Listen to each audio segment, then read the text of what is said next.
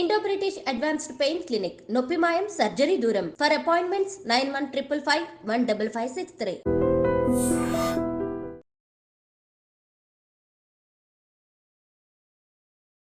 నమస్కారం, welcome to I dream. ధర్మ మార్గం విత్ విచిత కార్యక్రమానికి స్వాగతం.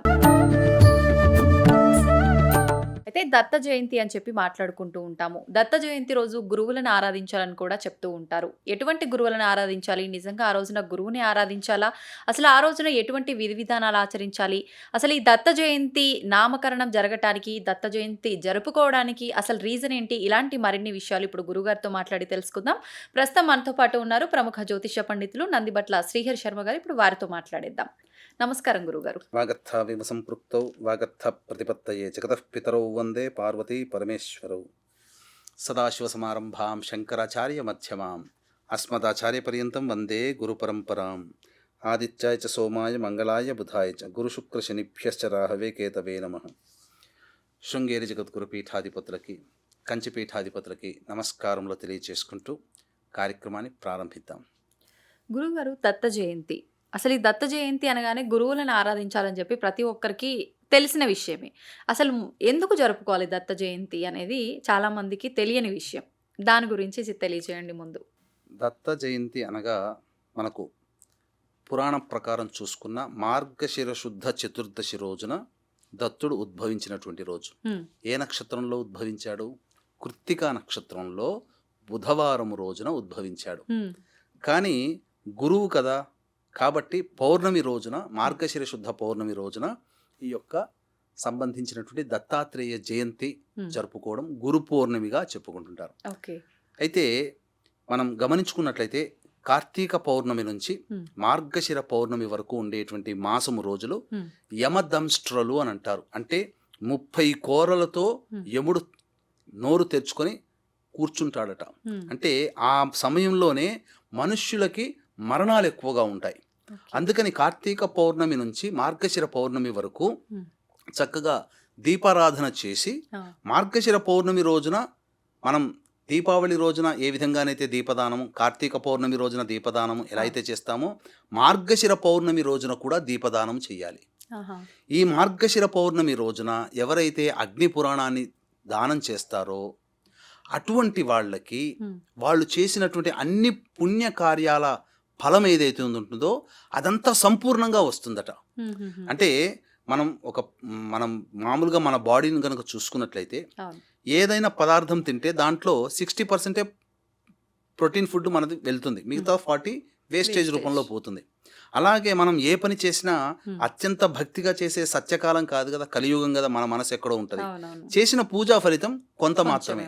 కానీ ఈ మార్గశిర పౌర్ణమి రోజున అగ్ని పురాణాన్ని గనక దానం చేస్తే మనం ఏ పూజ, ఏ వ్రతము, ఏ నోము చేశామో, ఏ దానము చేశామో సంపూర్ణ ఫలితం మనకు దక్కుతుంది. అగ్ని పురాణం పుస్తకం దానం బ్రాహ్మణులకు ఇవ్వచ్చు, దేవాలయంలో ఇవ్వచ్చు, చదువుకోగలిగే ఆసక్తి ఉన్నటువంటి వయోవృద్ధులకు ఇవ్వచ్చు, జ్ఞానాన్ని పెంచుకోవాలనేటువంటి ఆలోచించే వాళ్ళకి కూడా ఇవ్వచ్చు. ఇప్పుడు ఏదైనా దానం ఇస్తున్నాము అనగానే తీసుకునే వాళ్ళు వీళ్ళకి ఏదో దోషం ఉంది అందుకే ఇది దానం చేస్తున్నారు, అది ఏ వస్తువు దానం ఇచ్చినా కూడా అలా ఆలోచిస్తారు. ఈ మధ్య ఒక అపప్రథ అయిందమ్మా. పూర్వకాలంలో అటువంటిది ఏమీ లేదమ్మా. ఇవి చేయడం వల్ల ఏంటంటే ఈ విన్ టు విన్ సిచ్యువేషన్ అంటారు కదా, మీరు బాగుండాలి, నేను బాగుండాలి. దానంలో అంతరార్థం ఏంటి? పాపాలు పోగొట్టుకోవడం కోసం కాదమ్మా, పుణ్యాన్ని సంపాదించుకోవడం కోసం అనే భావన. ఇప్పుడు మనం దానం చేసాం ఒకళ్ళకి, వాళ్ళు కూడా దానం చేస్తారు కదా, మనకు కూడా దానం ఇవ్వవచ్చు, తప్పేమీ లేదు. అది పుణ్యాన్ని సంపాదించుకోవడానికే తప్ప దోషాన్ని పోగొట్టుకోవడానికి చేసేది దానము కాదు. దానం అంటే అర్థం పుణ్యం సంపాదించుకోవడం, అంతవరకే అని గ్రహించాలి వీక్షించేటువంటి ఐ డ్రీమ్ ప్రేక్షకులు. ఇక దత్త జయంతి రోజున దత్త ఉత్పత్తి తెలుసుకోవడం చాలా ప్రాముఖ్యత. అయితే ఒకనాడు నారదుడు విష్ణువుని బాగా స్తుతించి విష్ణు యొక్క అనుగ్రహాన్ని పొందుతాడు. పొందిన తర్వాత ఏం వరం కావాలి కోరుకో నారద అంటే, నీ యొక్క ఏకైక సత్వరూపాన్ని నేను చూడాలనుకుంటున్నాను అని చెప్పగా, సరే భూలోకానికి పయనమవుతానని చెప్పి విష్ణుమూర్తి దగ్గర వెళ్తాడు, ఆ అనుజ్ఞ తీసుకొని వెళ్తాడు. ఆ కోరిక అలాగే ఉండిపోతుంది. ఎక్కడికి వస్తాడు నారద మహానువారు అంటే అత్రి మహాముని ఆశ్రమానికి వస్తాడు. ఆ సమయంలో వారు ఉండరు, కానీ వారి భార్య అయినటువంటి అనసూయాదేవి మహాపతివ్రత. ఆమె చక్కగా నారదుడిని ఆహ్వానించి చక్కగా అతిథి మర్యాదలు చేసింది. ఎంతో సంతోషించినటువంటి నారదుడు వైకుంఠానికి వెళతాడు. లక్ష్మీ గారు ఉండగానే చెప్తారనమాట, ఈ విధంగా భూలోకానికి వెళ్ళాను, ఆమె మహాపతివ్రత అని ఆమెను వేణోలో కొడుకుతాడు. అంటే సహజంగా స్త్రీలకి తన ముందు ఇంకొక సాటి స్త్రీని పొగిడితే అసూయ తొందరగా వస్తుంది కదా.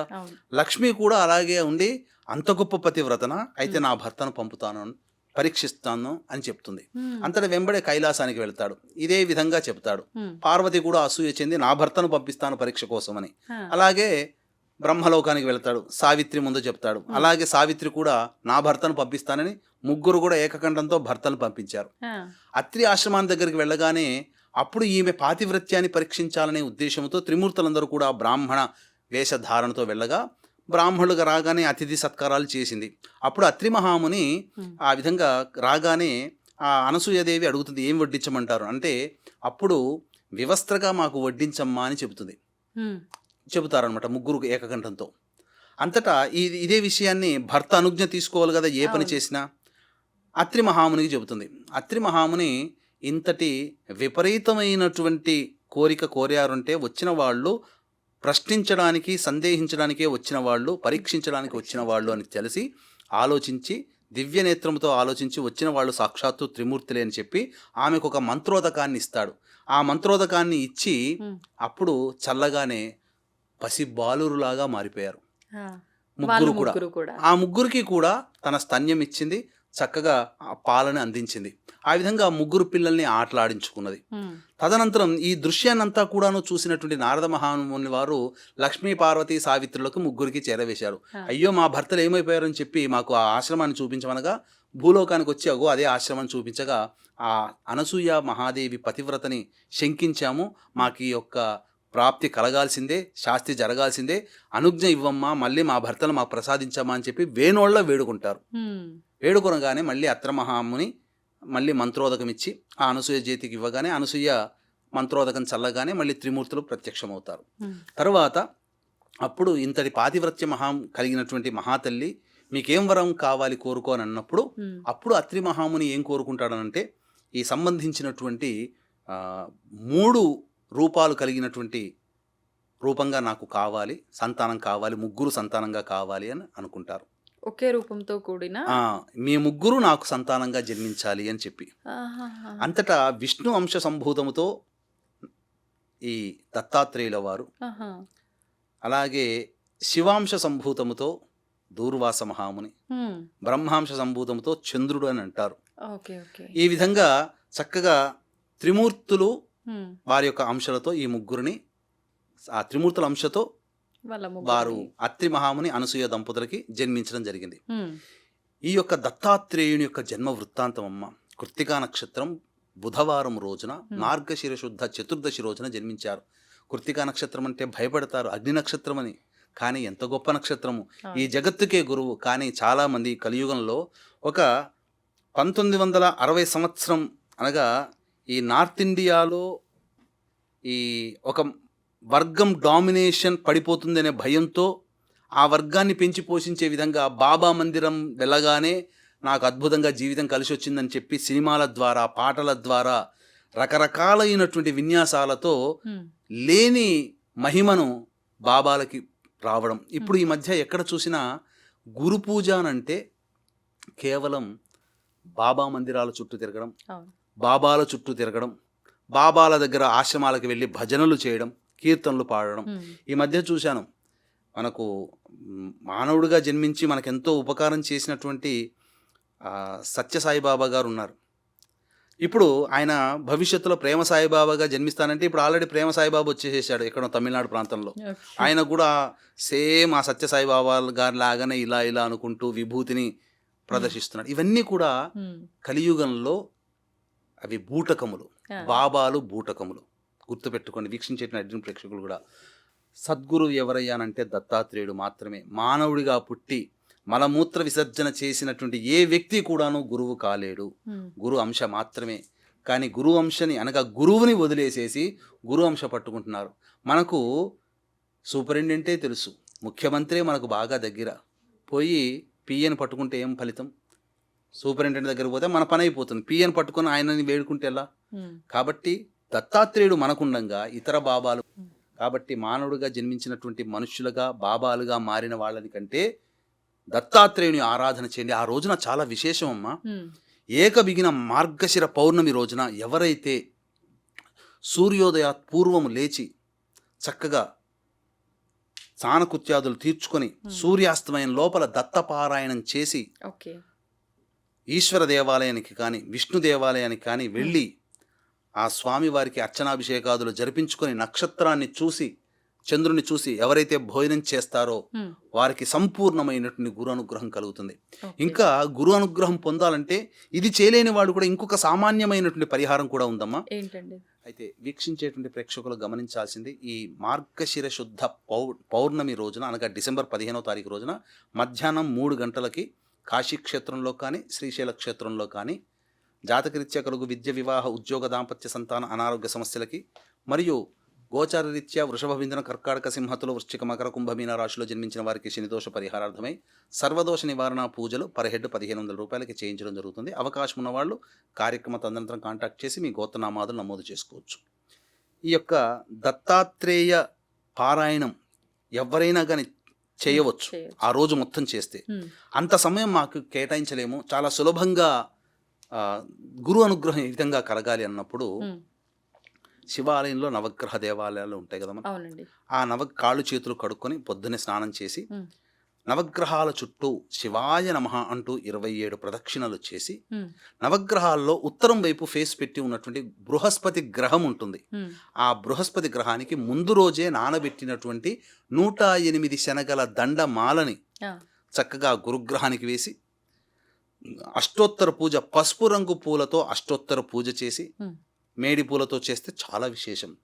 ఎందుకంటే ఔదుంబర వృక్షం దగ్గర వెలిసినటువంటి వాడు ఈ యొక్క దత్తాత్రేయుడు. ఔదుంబర వృక్షం చాలా ప్రీతికరం. మేడి పూలు దొరకకపోతే చామంతి పూలు, పసుపు రంగు పూలతోనైనా కానీ చేయవచ్చు. చేసిన తదనంతరం చక్కగా ఈ శనగపిండి బెల్లముతో చేసినటువంటి లడ్డూలు కానీ ఏదైనా తీపి పదార్థము నైవేద్యంగా పెట్టి ఆ రోజున ఉపవాసం ఉంటే మంచిది. ఈ విధంగా చేసినట్లయితే గురు అనుగ్రహం కలుగుతుందమ్మా. దత్తాత్రేయుని తప్ప ఇతర ఏ బాబాలని పూజించినా ఫలితము నిష్ఫలమే, అందులో సందేహం లేదు. అందుకనే కలియుగంలో అసలు గురుతత్వం పోతుంది. ఇటువంటి గురువు కాని గుగ్గురువులని పూజించడం ద్వారా నరకలోక ప్రాప్తి కలుగుతుంది. ఈనాడు గురువారం వచ్చిందనంటే శివాలయానికి, ఒకప్పుడు పూర్వకాలంలో మా తాత ముత్తాతలు శివాలయంలోకి, విష్ణు ఆలయంలోకి వెళ్ళడం చూసాం. కానీ ఈ రోజున బాబాల మందిరాల చుట్టూ తిరుగుతున్నారు. అసలు తత్వాన్ని వీడి నకిలీని పట్టుకుంటున్నారు. కాబట్టి చక్కగా ఈ యొక్క దత్తాత్రేయ ఆరాధన అన్నప్పుడు దక్షిణామూర్తి స్వరూపంగా గురు రూపంలో వెలిశాడు ఈశ్వరుడు, హయగ్రీవుడి రూపంలో గురు రూపంగా వెలిశాడు విష్ణు భగవానుడు. కాబట్టి విష్ణు ఆలయాన్ని, శివాలయాన్ని సందర్శించుకుంటే దత్తాత్రేయుని యొక్క అనుగ్రహం కలుగుతుంది. అత్తి చెట్టు, ఔదుంబర వృక్షం అత్తి చెట్టు కాబట్టి కంచిలో విష్ణు కంచి ఉంది.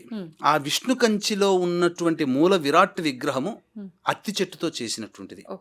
కాబట్టి ఆ విష్ణు కంచిలో వరదరాజ పెరుమాళ్ళని దర్శనం చేసుకున్నా మంచిదే. కాకపోతే ఇప్పుడు అదంతా కూడా మళ్ళీ బావిలో పెట్టడం జరిగింది. ఆ బావి దగ్గరికి వెళ్ళి నమస్కారం చేసుకున్నా చాలు. ఎందుకంటే అది దత్తాత్రేయ స్వరూపమైనటువంటి అత్తి చెట్టు యొక్క కాండముతో చేయబడినటువంటి విగ్రహం.